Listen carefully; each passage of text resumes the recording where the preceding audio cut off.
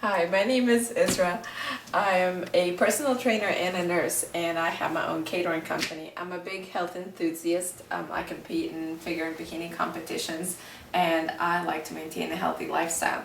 Now, this video I'm creating is for people who might not necessarily have a healthy lifestyle, but are looking to attain a healthier way of living. Some people are not a do-it-all, cold turkey, let me exercise, clean my fridge out, throw junk away type of people. Some people like to ease into health and fitness. So I've just created 10 simple tips for people who do want to become healthier and live a healthier lifestyle. Health is always about a lifestyle. I hate the word diet, even though we reference it for a lot of things. There are a lot of things that we can do that are easy to maintain throughout our life. So let's get started. The first thing, if you're looking to be healthier, is to just make a list of all the things that motivate you to be healthier. Whether it's because you were diagnosed with high blood pressure, you just want to look better, you have a class reunion coming up, whatever your motivation is, write that down on a list and put it somewhere where you can see it every day. For me, it visually helps me see what it is that my goals are for the day. We all need some motivators. So that's the first thing I would do.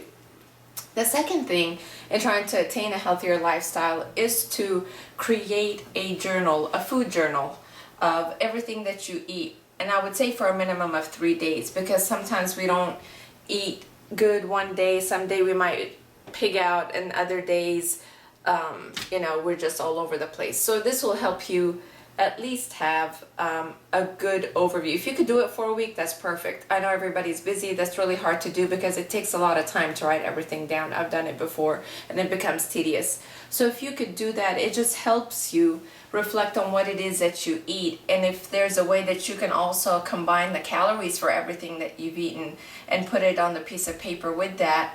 That way it gives you a place to start. You might be able to recognize some things on there where I had 3 Starbucks in one day and they came out to 1,500 calories. It'll help you recognize some things on your own where you can make adjustments to have a healthier lifestyle. Sometimes we really can't see our progress or our regress, so we see it in front of us. Similar to like when someone loses weight, sometimes they don't see it with their eyes. It's only when they take a picture. So doing that helps you get a snapshot of what it is that you're putting into your body.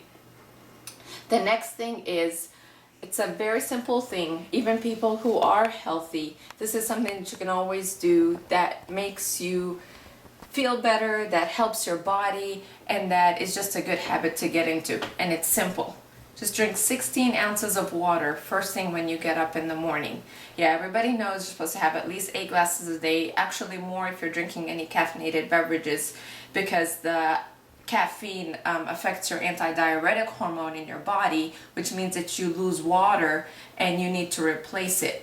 Another thing with water that's really great is that if you are lacking water, your body will hold on to water. And if you feel bloated, the worst thing that you can do is not drink water. So if you start out first thing in the morning, before you brush your teeth, have your coffee, your tea, put anything in your mouth. I mean, you could do it after you brush your teeth, that doesn't matter. But the point is, this should be the first thing that you're having first thing in the morning.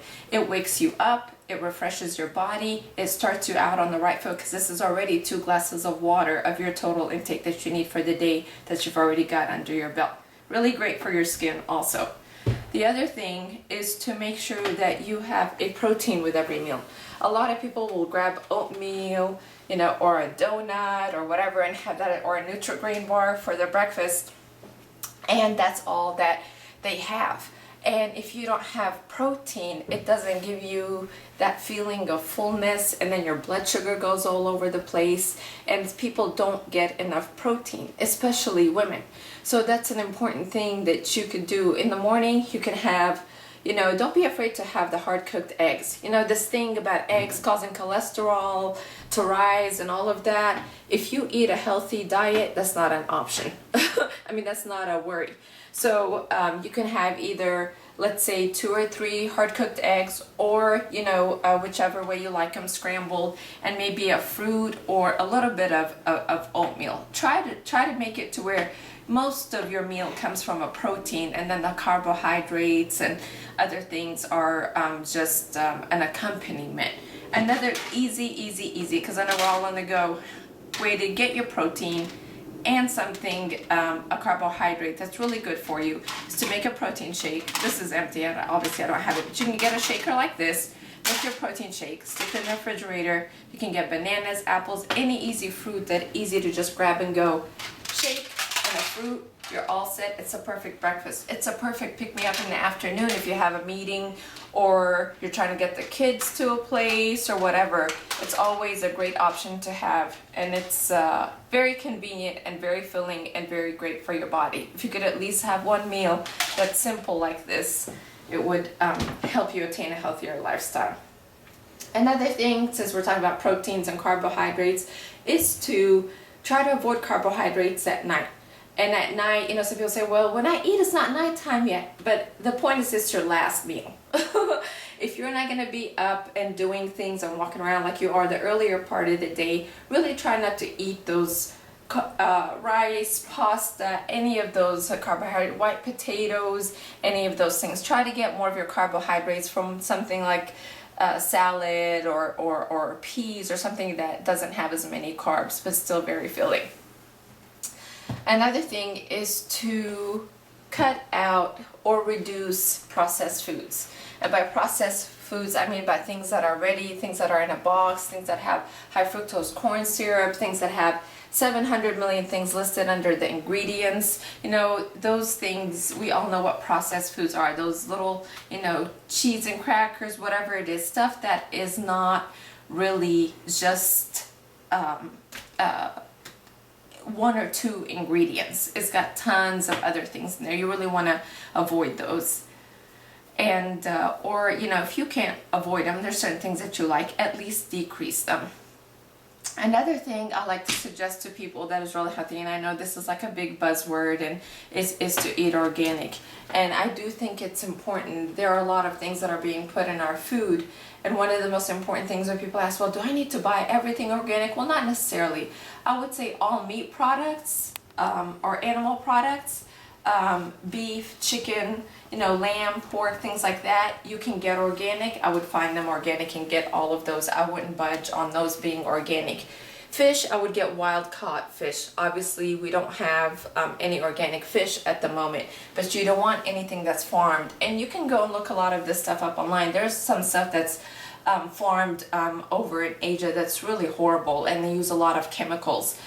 Even if you buy frozen things, make sure when you buy a package of shrimp, it just says shrimp.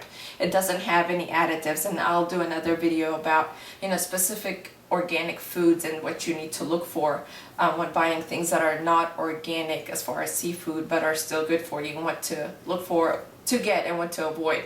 But just try to animal products, fish, wild caught, animal products, organic. And then the other thing with fruits and vegetables, there's a really good site. It's called Environmental Working Group. Their website is ewg.org, and they have, you might have heard of it, the Dirty Dozen and the Clean 15. And on the Dirty Dozen, those are the ones that I would try to buy organic. And really, a lot of places now offer organic. If you have a Costco or some sort of warehouse near you that sells things in bulk, a lot of them carry organic things that you can get a really good price on. Tum Tum carries organic, Kroger. It depends on where you live in the country as to whether those are available. But there's always a way to find those things for a decent price that are organic. And another thing is, we have to get to it. We talked about diet, we talked about water. The other thing is exercise. And I use the word exercise loosely. Exercise for me wouldn't be walking around the block, but if you usually come home and just sit on the couch and not do anything active, walking around the block is exercise for you. And it's really good to do something that you're not used to doing, just to get up and be active. You can get up and jump rope. You don't even have to have a jump rope. Just, do something for at least 20 minutes a day that is other than being sedentary. I have friends that love Zumba, salsa, and they've lost a lot of weight just going to classes like that. It doesn't feel like a workout to them, but they're getting up and being active, and in combination with the other things, will lose weight and have been able to lose weight and be a lot healthier. Another thing is sleep. Sleep is very, very, very, very important. If we don't sleep enough, it messes up our hormones, it messes up our insulin levels, which in turn plays with your blood sugar, which makes you hungry, which you eat all day to stay awake. And so a good thing is to at least get 7 to 8 hours of sleep and make it a point to do that. Just doing that will make you feel 10 times better, and you're able to make better choices all throughout the day because you're not feeding yourself because of these hormonal imbalances. And with that being said, the final thing I would say is that if you do consume alcohol, is to minimize it or avoid it. Alcohol does the same thing. Your body has no place to store alcohol. It has places to store fat, proteins, carbohydrates that are in excess, but nowhere to store the alcohol. And what it does is that it's doing everything in its power to get it out of its system. Therefore, some of the other normal processes that go on your body, can't take place. And so that's kind of a hindrance to you attaining a healthier lifestyle. Now, yeah, one drink, social drink on the weekend here and there, it's not going to mess you up. But in the pursuit of health and getting on the right track, that's something that I would definitely try to minimize or avoid. And that is my top 10 list of ways to be healthier. Hopefully I will hear from you guys. I welcome any comments, any suggestions, any questions. I love health, fitness. Like I said, I'm a nurse and a personal trainer, and this is my passion. But thank you. I hope you find this helpful.